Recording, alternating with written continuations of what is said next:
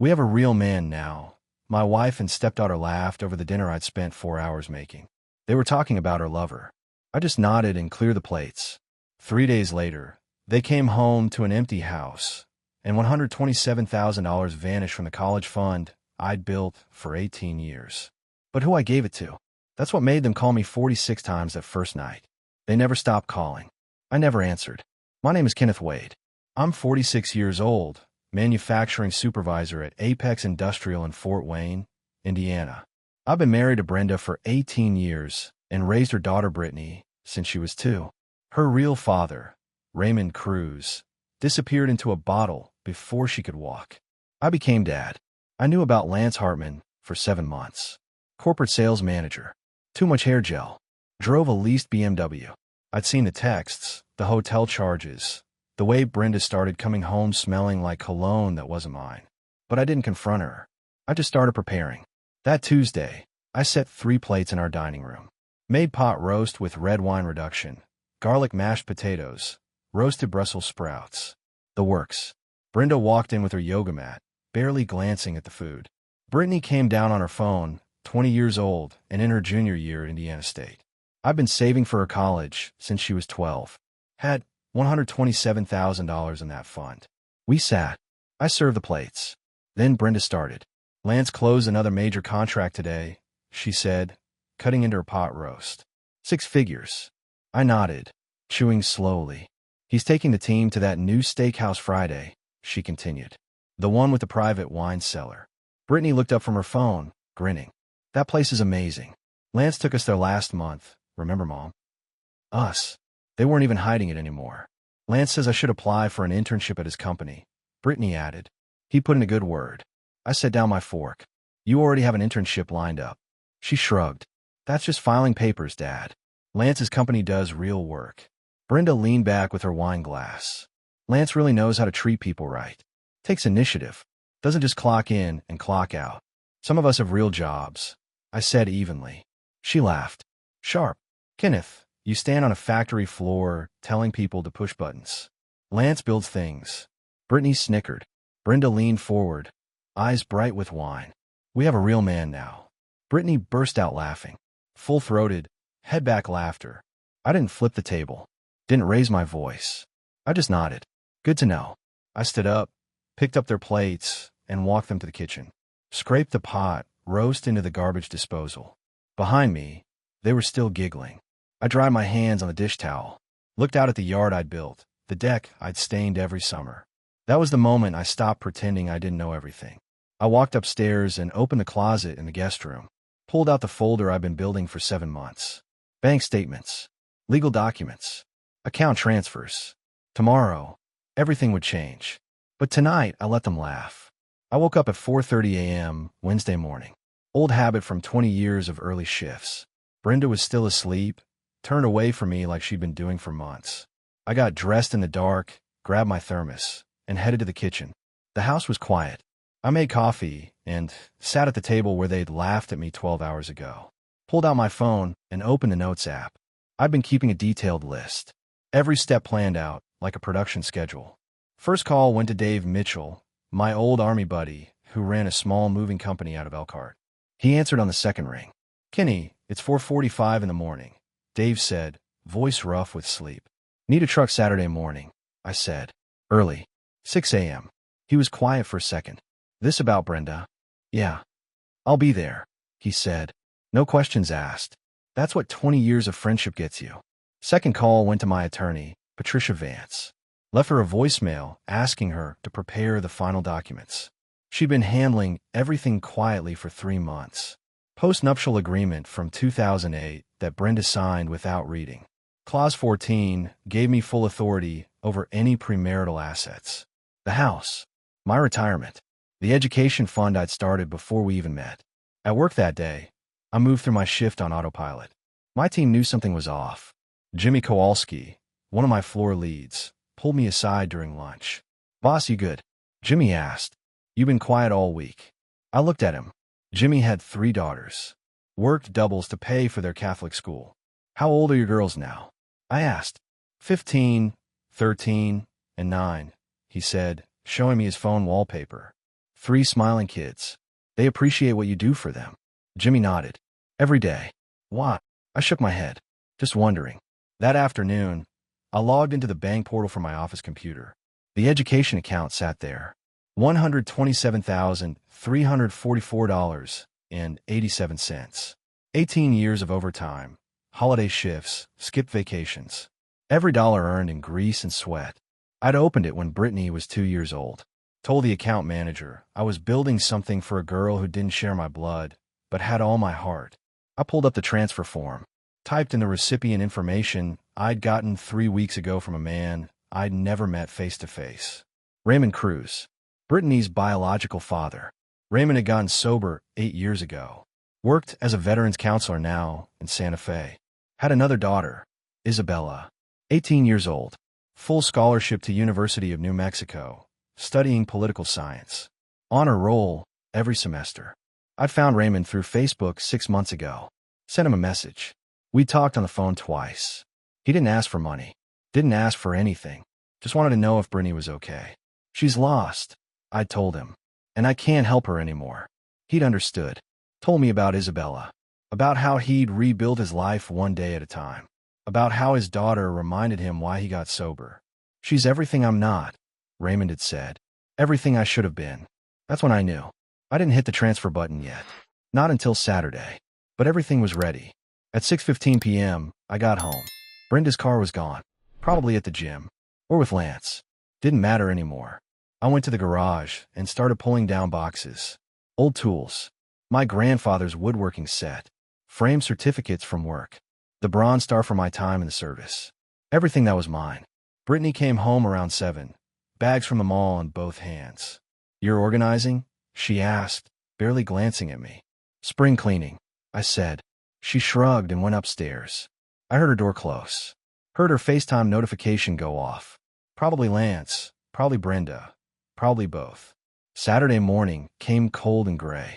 I woke up at 5 a.m., dressed in the dark, and walked downstairs with a single duffel bag. Everything I needed fit in one bag. Funny how 18 years of marriage comes down to that. Dave's truck pulled up at 5:58 a.m. He stepped out with his nephew, Jake. 2 guys, no logos, no company name on the truck.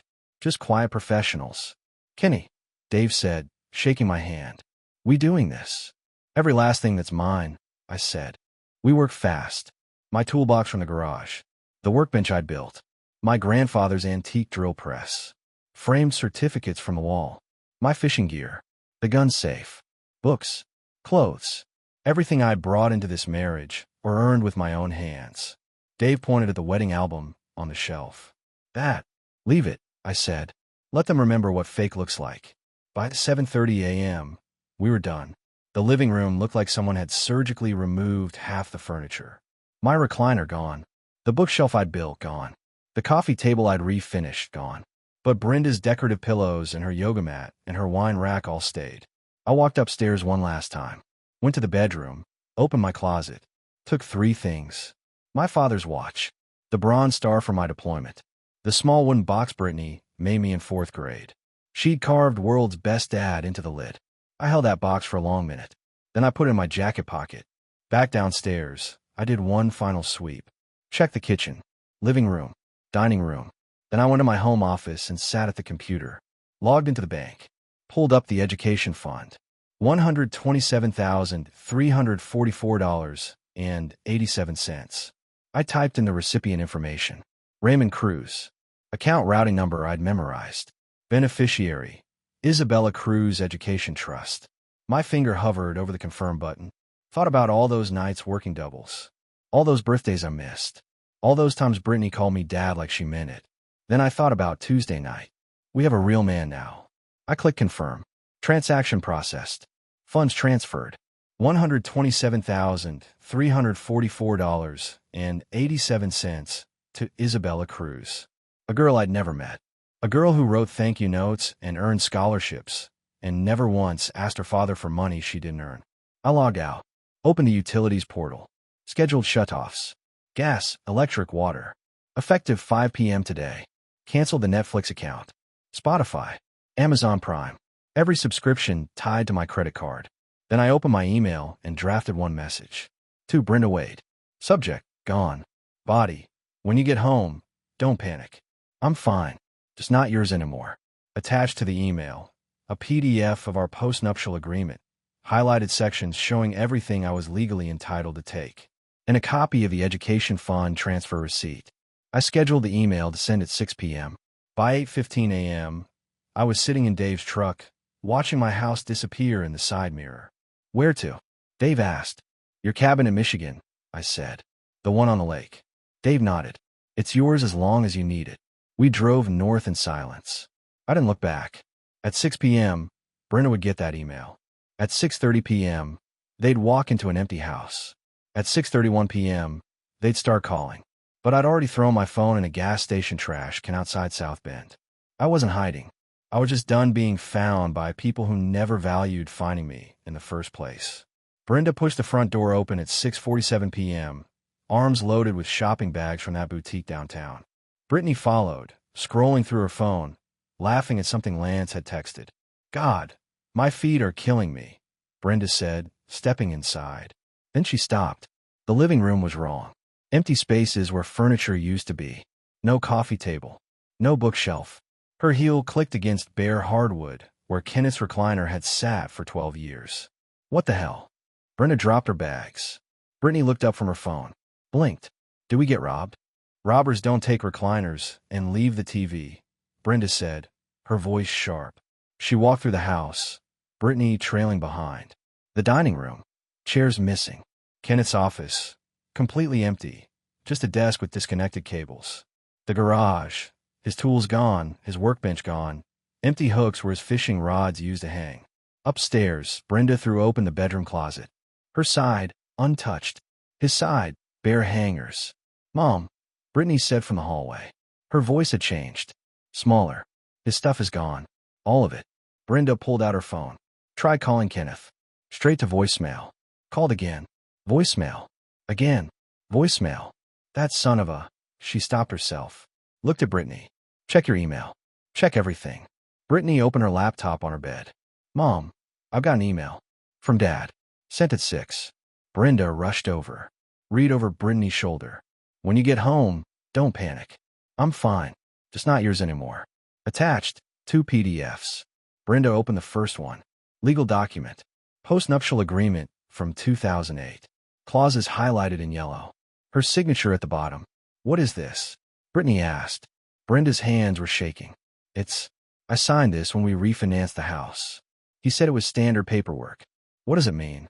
Brenda read the highlighted sections. Her face went white. It means everything in his name stays in his name. The house. He took himself off the deed. Retirement accounts. His. Everything. Brittany opened the second PDF. Bank statement. Education fund. Her college fund. Balance. $0. Transaction history. 1 transfer. $127,344.87. Recipient. Isabella Cruz Education Trust. Brittany stared at the screen. He gave my money to someone named Isabella Cruz. Brenda grabbed the laptop. Read it again. Cruz. That's Raymond's last name. Who's Raymond? Brenda's jaw tightened. Your biological father. Brittany stood up. The deadbeat who left. Dad gave my college fund to his kid. Brenda tried calling Kenneth again. Voicemail. Tried texting. Messages turned green. iMessage disabled. She called his work. Got the after-hours voicemail. She scrolled through her contacts. Hit dial on Kenneth's brother, Todd. Brenda. Todd answered. Where is he? Brenda demanded. Who? Kenneth. Your brother. He emptied the house and disappeared. Todd was quiet for a moment. Good for him. Good for Todd. He stole Brittany's college fund. He didn't steal anything, Todd said, his voice cold. That fund was in his name. He built it. He decided where it goes. And after the way you two treated him, I'd have done the same thing. What are you talking about? Tuesday night, Todd said. He told me what you said. We have a real man now. You laughed at him. Both of you. Brenda's stomach dropped. He's not coming back, Brenda, Todd continued. And I wouldn't tell you where he is even if I knew. You want a real man? You got one. A real man doesn't stay where he's not wanted. The line went dead. Brittany sat on her bed, staring at her laptop. At the name, Isabella Cruz. at the number $127,344.87. Mom, she whispered. What do we do? Brenda stood there, phone in hand, in a house that suddenly felt too big and too empty. She tried calling Kenneth one more time. Voicemail. He wasn't just gone. He'd erased himself, and they were left standing in the echo. Brenda didn't sleep that night. She sat in the dark living room with her phone, calling Kenneth's number every 20 minutes. Same message. No longer in service. By 3 a.m., she called 47 times. Brittany came downstairs around dawn, eyes red. Did you reach him? No, Brenda said. Her voice was hoarse. We need to find Raymond, Brittany said. If Dad gave him my money, he has to give it back. Brenda pulled out her laptop, started searching. Raymond Cruz, Santa Fe. Found him in 10 minutes. Veterans Counseling Center. Phone number listed right on the website. She dialed. A man answered on the second ring. Cruz, he said. Voice steady calm. This is Brenda Wade, she said. You need to return the money Kenneth sent you. Silence. Then, you must be Brittany's mother. That money is for my daughter's education. It doesn't belong to you. Raymond sighed. It doesn't belong to me. It belongs to my daughter, Isabella. Kenneth made that choice. I didn't ask for it. I don't care what arrangement you had with my husband, Brenda snapped. That fund was for Brittany. Was it? Raymond asked. Or was it Kenneth's money that he saved for a girl who treated him like he wasn't good enough? Brenda froze. Excuse me. He told me about Tuesday, Raymond said quietly. About dinner. About what you both said. We have a real man now. Those were the words, right? Brenda's throat tightened. Brittany was listening, eyes wide. Kenneth spent 18 years raising a daughter who wasn't his, Raymond continued. Worked doubles, missed holidays, built that fund dollar by dollar. And you thanked him by laughing in his face. You don't know anything about our marriage, Brenda said. I know you had an affair, Raymond said. I know Brittany knew about it, and said nothing. I know Kenneth found out 7 months ago and stayed quiet. Started planning. That's what real men do, Brenda. They don't yell. They act. You're her father, Brenda said, voice shaking. Tell her to give the money back. I'm not her father, Raymond said. I'm the guy who abandoned her when she was 6 months old. Kenneth was her father. He earned that title. But you both made it clear he didn't measure up anymore. We didn't mean. Yes, you did, Raymond interrupted. And Isabella? She's never had anything handed to her. Works 2 jobs, maintains a 3.8 GPA, writes thank you notes to her professors. That money will change her life. Kenneth knew that. That's why he gave it to her. Brenda tried to speak. Couldn't. Don't call here again, Raymond said. Then he hung up. Brenda sat there, phone in hand. Brittany stared at her. He's not giving it back, Brenda whispered. Brittany's face twisted. Then we sue. We sue Dad. We sue Raymond. We sue that Isabella girl. That money is mine. It was in Kenneth's name, Brenda said quietly. The lawyer will say the same thing. It was his to give. So what do we do? Brittany shouted. I have 2 semesters left. I need that money. Brenda looked at her daughter. 20 years old. Entitled. Spoiled. Everything Kenneth had warned her about in arguments she'd ignored. You get a job, Brenda said finally. Or you take out loans. Like everyone else. Brittany's mouth fell open. You're kidding. No, Brenda said. I'm not. For the first time, Brittany looked scared. Actually scared. And Brenda realized Kenneth had known exactly what he was doing. He wasn't punishing them. He was teaching them. On Monday morning, word had spread. Small town. Manufacturing plant. Everyone knew everyone. Kenneth's co-workers knew he was gone before Brenda did. She went to Apex Industrial at 8 a.m., walked into the front office. The receptionist, Maria, looked up. I need to speak to Kenneth's supervisor, Brenda said. Maria's expression went cold. Mr. Wade resigned Friday afternoon. Effective immediately. He what? Resigned, Maria repeated. Gave 2 weeks' notice back in February. Trained his replacement. Left everything in order. Brenda's head spun. Where did he go? I don't know, Mrs. Wade. And if I did, I wouldn't tell you. Brenda blinked. Excuse me. Maria leaned forward. We all know what you did. Kenneth's a good man. One of the best supervisors we ever had. The guys respected him. And you treated him like dirt. You don't know what you're talking about. My husband works Kenneth's shift, Maria said. He told me about the Tuesday before Kenneth left. About how Kenneth came in quiet. About how Jimmy asked him if his girls appreciated what he did for them. She paused.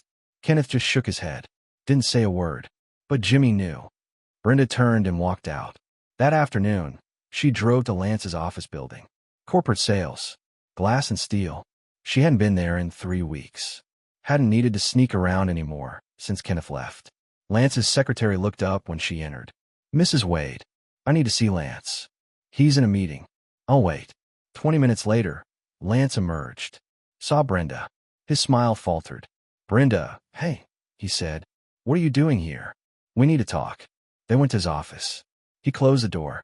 Is this about Kenneth? He's gone, Brenda said. Took everything. Gave Brittany's college fund away. The house is in my name, but the mortgage. Lance held up a hand. Whoa, Brenda. I told you be careful. I told you might find out. He knew for 7 months, Brenda said. He was planning this the whole time. Lance rubbed his face. Okay. So what do you need? Brenda looked at him. Really looked at him. I need help. With a mortgage. With bills. With Brenda, Lance said slowly. I can't do that. What do you mean you can't? I mean, he hesitated. Look, what we have is fun, but I'm not looking for anything serious. You knew that. Brenda's blood went cold. Fun? Yeah, Lance said, avoiding her eyes. I mean, you're married. We're married. It was just. I left my husband for you, Brenda said. You left your husband because you wanted to, Lance corrected. I never asked you to do that. She stared at him. At this man she'd thrown away 18 years for. This man who'd smiled and flattered and made her feel young again. This man who'd never planned to stay.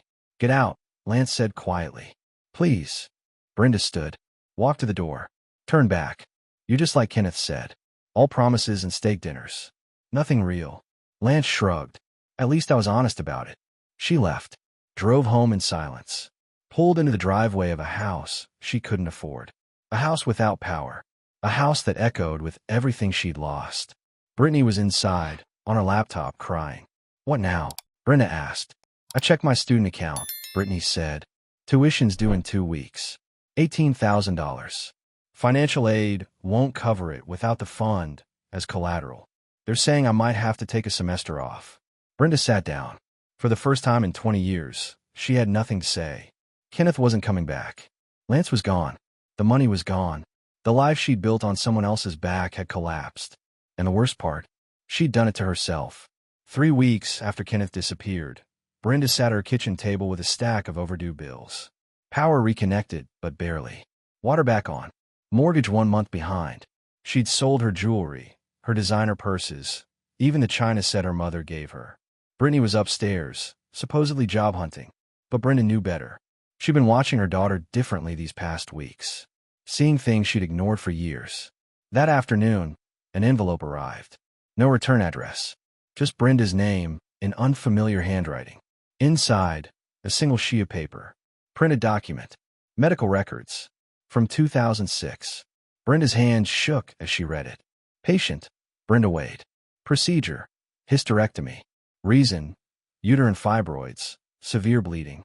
Result, complete removal of uterus. Patient cannot bear children. The date, March 2006. 2 years before she married Kenneth. For years after Brittany was born. Brenda's vision blurred. She read it again. Tried to make sense of it. Then she remembered. Her sister, Jennifer. Jennifer who died in 2008 from an overdose. Jennifer who had a daughter. A daughter born in 2005. Jennifer who begged Brenda to take her baby girl because she couldn't stay clean. Brittany. Brenda's phone rang. Unknown number. She answered. You're wondering why I sent that? A man's voice said. Kenneth's voice. Kenneth, Brenda whispered. I found those records 8 months ago, Kenneth said. When I was looking through old files for the post-nup paperwork. You had them in a box in the basement. Mixed in with Jennifer's things. Brenda couldn't speak. Brittany isn't your biological daughter, Kenneth continued. She's your niece. Jennifer's daughter. You took her when she was 6 months old. Never told me. Never told Brittany. Just let everyone believe she was yours. I was protecting her, Brenda said. Jennifer was a mess. I gave Brittany a stable home. You gave her lies, Kenneth said. And Raymond Cruz? He's not her biological father either, is he? Brenda closed her eyes. No. Who is? I don't know, Brenda whispered. Jennifer didn't know. Some guy at a bar. Kenneth was silent for a long moment. So, I raised a daughter who had no blood connection to either of us. And you never thought I deserved to know the truth. I thought it didn't matter. You loved her anyway. I did, Kenneth said. But she needed to know where she came from. She needed to know that her mother died trying to get clean, that her mother asked you to save her. Maybe then she wouldn't have grown up so entitled, so cruel. Brenda's throat burned. Why are you telling me this now? Because Isabella Cruz is Raymond's real daughter, Kenneth said. From a relationship after he got sober. A daughter he earned the right to raise by becoming a better man. And that's where the money went. To a girl who came from genuine redemption, not from lies. Kenneth, please, Brenda said. We need you. I need you. No, he said quietly. You need my paycheck. There's a difference. That's not true. I love you. You love what I provided, Kenneth corrected. There's a difference there too. He paused. Tell Brittany the truth. She deserves that much. Tell her about Jennifer. Tell her about where she really came from. Maybe it'll help her understand why I left. Kenneth, wait. The line went dead. Brenda sat there, staring at the medical records. At 19 years of lies written in clinical language. Upstairs, she heard Brittany's door open. Footsteps on the stairs. Mom, can you lend me $60 for her? Brittany stopped when she saw Brenda's face. What's wrong? Brenda looked at her daughter. Her niece. Jennifer's baby girl. Sit down, Brenda said. We need to talk about your real mother. The truth about Brittany spread through Fort Wayne faster than Brenda expected. Someone at the medical records office talked. Or maybe Kenneth told someone. Either way, by the end of the week, everyone knew. Brittany wasn't Brenda's biological daughter. She was Jennifer Wade's daughter. Jennifer, the sister who died from a drug overdose. Jennifer, who everyone remembered as the troubled one. Brenda saw it in people's faces at the grocery store. The whispers. The pointed looks. The way conversations stopped when she walked past. But it was worse for Brittany. She'd gone to a college party Thursday night. Came home crying at 2 a.m. What happened? Brenda asked. Everyone knows, Brittany sobbed. Someone posted it online. About Jennifer. About you lying. About Dad leaving because we were awful to him. She looked up, mascara running. They're calling me a fake. They're saying I got everything handed to me by a man who wasn't even related to me, and I thanked him by laughing in his face. Brenda wanted to comfort her, wanted to say it would blow over, but she couldn't, because it was true. Friday afternoon, Brittany came home from campus early, threw her backpack on the floor. I'm dropping out, she announced. What? I can't afford tuition. Can't get loans without a cosigner. Can't face people knowing what I did. Brittany's voice shook. Dad was right. I'm nothing without his money. Brenda wanted to argue. Wanted to say Brittany was strong, capable, smart. But the words wouldn't come. Because Kenneth had been right about that too. That weekend, Brenda ran into Kenneth's co-worker, Jimmy Kowalski, at the hardware store. He was with his 3 daughters, buying paint for their bedrooms. Mrs. Wade, Jimmy said, tone neutral. Jimmy, Brenda said. How are you? Good, he said shortly. Then to his girls, go pick out brushes. Once they were out of earshot, Jimmy turned to her. Kenneth was the best supervisor I ever had. Taught me everything about management. About being a man worth respecting. Brenda nodded, unsure what to say. My oldest starts college next year, Jimmy continued. Kenneth helped me set up an education fund for her. Told me to start early, even if it's just $50 a month. Said it adds up.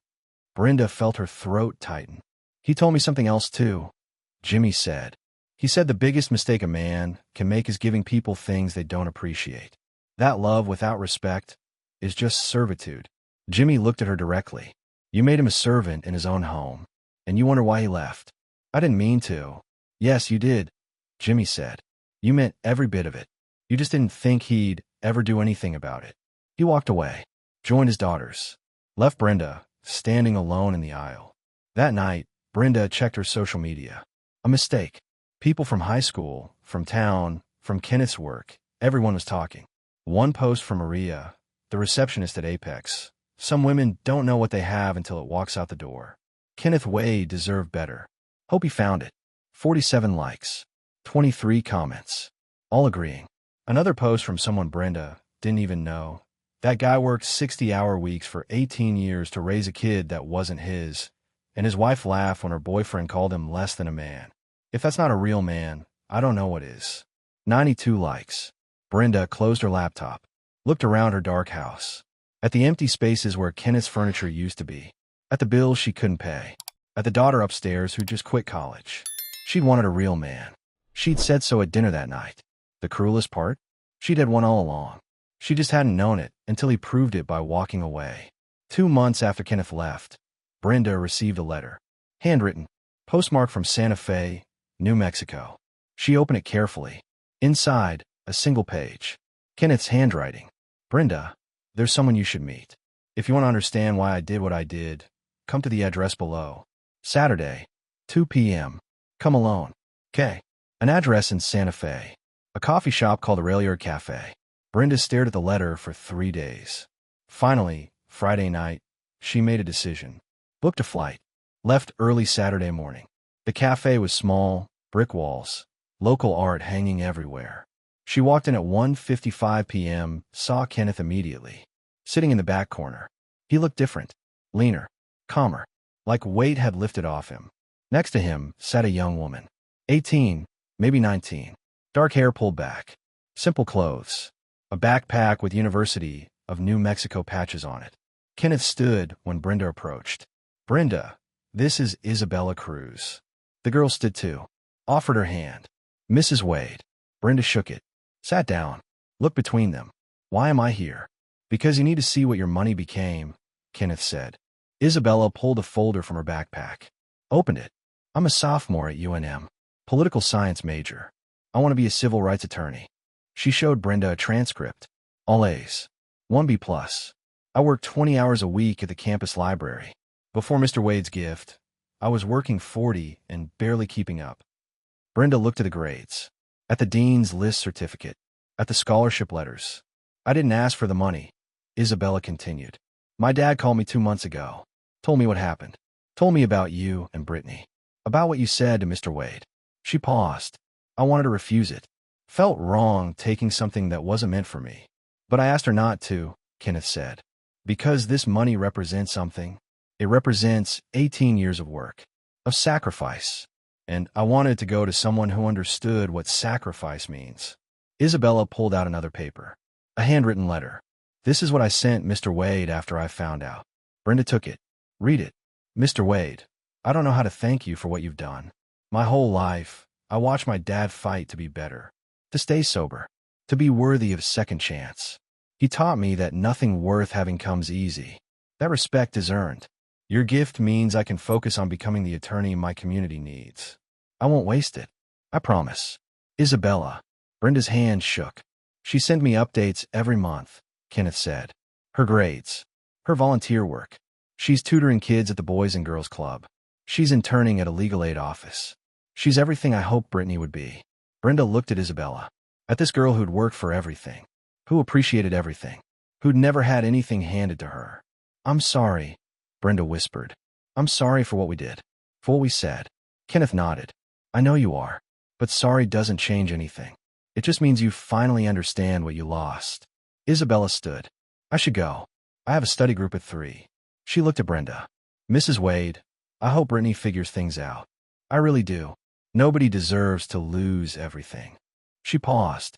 But I'm grateful Mr. Wade chose to invest in someone who won't take it for granted. She left. Brenda watched her go. She's remarkable, Brenda said quietly. She is, Kenneth agreed. And you know the best part? She reminds me why I started that fund in the first place. Not for status. Not for obligation. But because I wanted to help someone build a future. He stood. I found that person. Just wasn't the one I expected. Are you happy? Brenda asked. Kenneth considered it. Getting there. Got a new job. New life. People who respect what I bring to the table. He looked at her. I'm not angry anymore. Just done. Will I ever see you again? Probably not, Kenneth said. But I don't hate you, Brenda. I just don't love you anymore. There's a difference. He walked out. Left Brenda, sitting alone in a coffee shop 1,000 miles from home, finally understanding what a real man looked like.